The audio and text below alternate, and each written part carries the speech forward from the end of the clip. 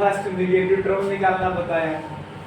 वैसे main focus केवल इसी क्वेश्चन पे हुआ था कि फर्स्ट नेगेटिव टर्म कैसे निकालें। फिर बाकी आप ये भी चेक कर लेते हो कि कोई जो आपके पास एपी है उसमें से कोई गिवन टर्म होगा, कोई दिया गया पद होगा, ये पता करना होता है कि वो उस एपी का है या नहीं, निकालना हमने सिखाया था ना। आज हम क्वेश्चंस जो इजिप्ट वाले थे वो हो चुके हैं, कुछ कैलकुलेशन वाले क्वेश्चन कराते हैं। पेपर में ऐसे क्वेश्चंस आते भी हैं, आए भी हैं, ठीक है। तो लिखो if mth term of AP is 1/n,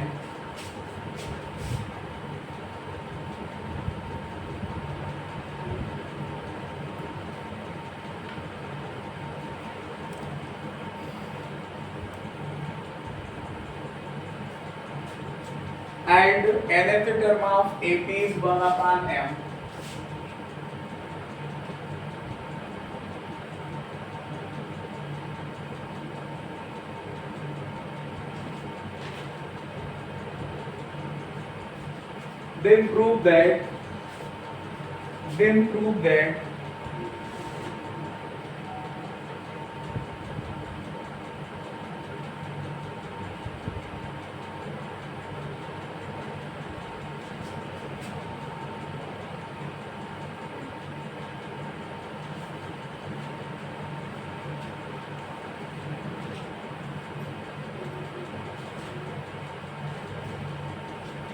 then prove that mnth term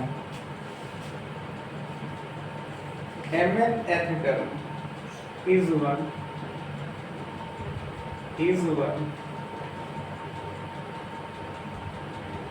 देखो फिर आगे उसी क्वेश्चन पे हम लोग कि जो ये एपी है समांतर श्रेणी दी हुई है, क्या इसका फर्स्ट टर्म या पहला पद दिया है? नहीं दिया है। क्या इसका कॉमन डिफरेंस सर्वांतर दिया है? नहीं दिया है। तो सबसे पहले इसी को निकालेंगे। और ये दो वेरिएबल हैं, एक ए नहीं पता है, एक आपको डी नहीं पता है। तो दो वेरिएबल निकालने के लिए आपको कितने इक्वेशन चाहिए? दो बातें दी होंगी। क्वेश्चन को पढ़िए तो लिखा है if mth term of AP is 1/n, मतलब AP का जो mth टर्म है, mवा पद है, वो 1/n है। वह मतलब एंड या और nth टर्म जो है वो 1/m है, ठीक है। तो सिद्ध कीजिए या प्रूफ करिए कि mnth टर्म जो होगा, mnवा पद जो होगा वो कितना होगा? 1 होगा जाकर। तो सबसे पहले हम क्या लेट करेंगे? पहले सॉल्यूशन करेंगे इसका। कैसे सॉल्यूशन करेंगे? लेट जो फर्स्ट टर्म होगा,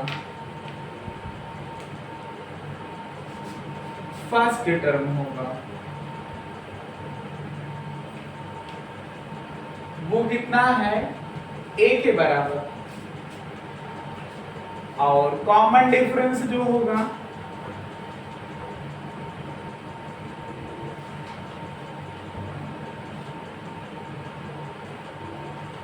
ये कितना है?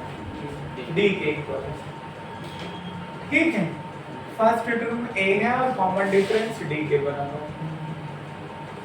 अब अकॉर्डिंग टू क्वेश्चन, प्रश्न की पहली लाइन पढ़िए, बोलो आप लोग लिखो according to question mth term of AP is 1/n।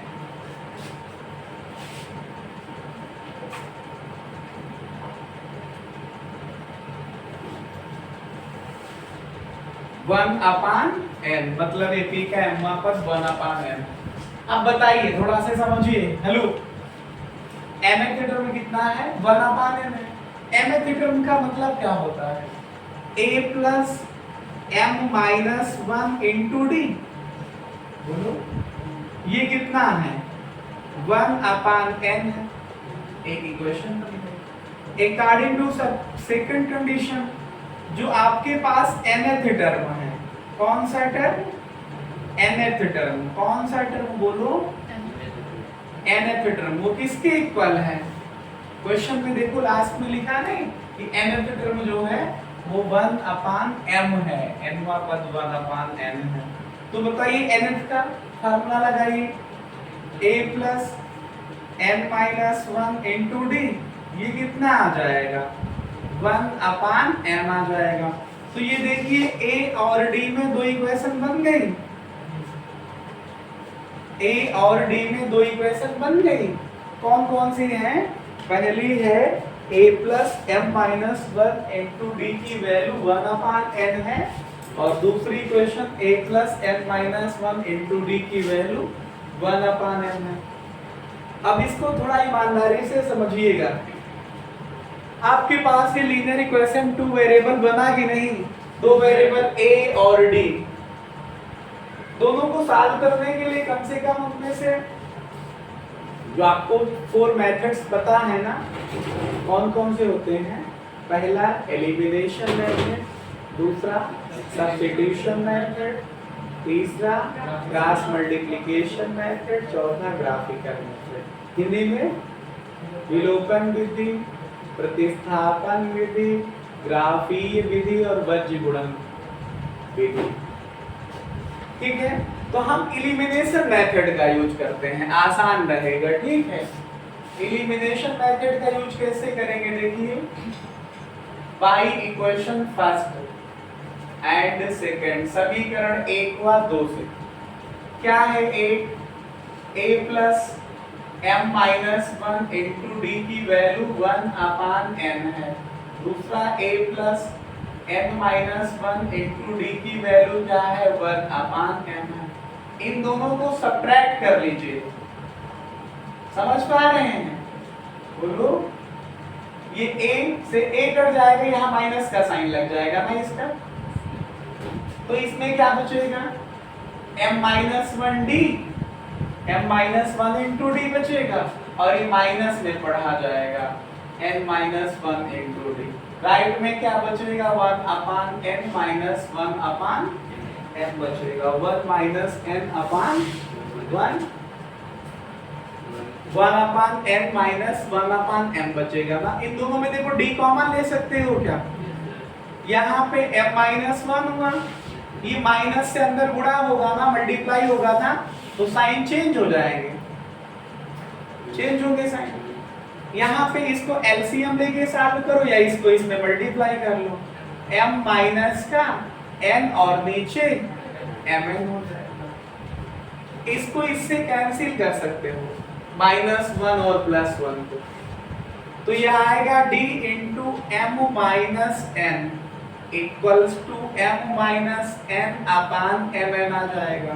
यहाँ से d निकालो, m minus n upon mn आया, और ये डिवीजन में चला आएगा m माइनस n, ये इससे ये कट जाएगा, कटेगा, तो d की वैल्यू क्या आ जाएगी? 1/mn आ जाएगा। कितना आएगा? 1/mn आ जाएगा। ठीक है, जब d निकाल आया तो इस वैल्यू को इक्वेशन फर्स्ट या सेकंड किसी में रख करके आप क्या निकाल सकते हो? a निकाल सकते हो बाई इक्वेशन फर्स्ट। चलो पहले में रख रहा हूं, a plus m minus 1 into D की वैल्यू 1/n है ना, यही तो लिखा हुआ, यही लिखा है।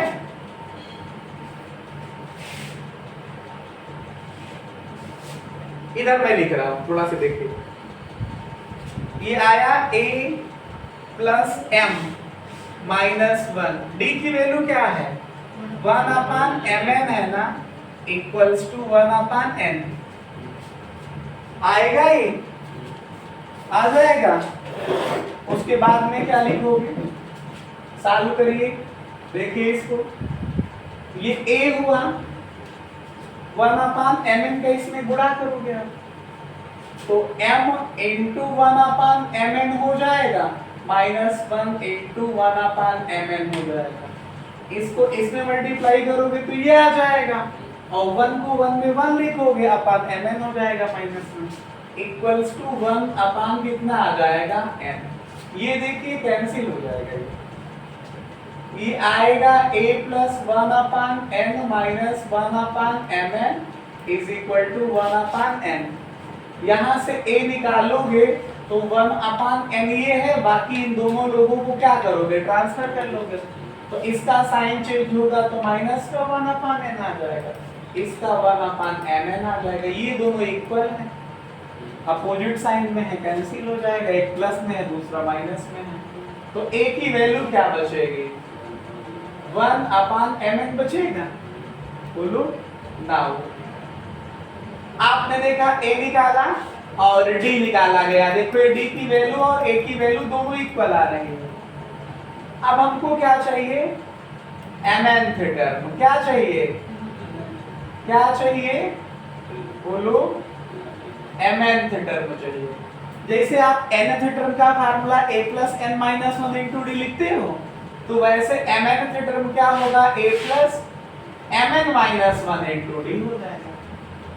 जैसे आप 10वां टर्म निकालो, 10th निकालते हो तो n की वैल्यू 10 है तो रखोगे, तो जब mnth टर्म निकालना है तो n के स्थान पे क्या रखना पड़ेगा, mn रखना पड़ेगा। तो a का मतलब 1/mn आया, plus mn minus 1 into D की वैल्यू भी 1/mn आई। ये 1/mn आया, 1 से इसमें मल्टीप्लाई करो mn माइनस 1 और नीचे का मल्टीप्लाई करोगे तो mn हो जाएगा। बोलो अब देखो दोनों के डिनोमिनेटर बराबर हो गए। देखो दोनों फ्रैक्शन के डिनोमिनेटर इक्वल है। न्यूमरेटर को आप जैसे लिखा है वैसे लिख दीजिए। तो कैसे लिखा है numerator, 1 plus mn minus 1, 1 plus का माइनस का कैंसिल हो जाएगा, क्या बचेगा mn, और नीचे क्या बचेगा, mn को mn से डिवाइड करोगे क्या आएगा। आप यही तो प्रूफ करवाना चाह रहे थे कि mnth टर्म जो है अर्पित वो कितना आएगा, 1 आएगा जाकर के, ठीक है। हाँ लिख लो।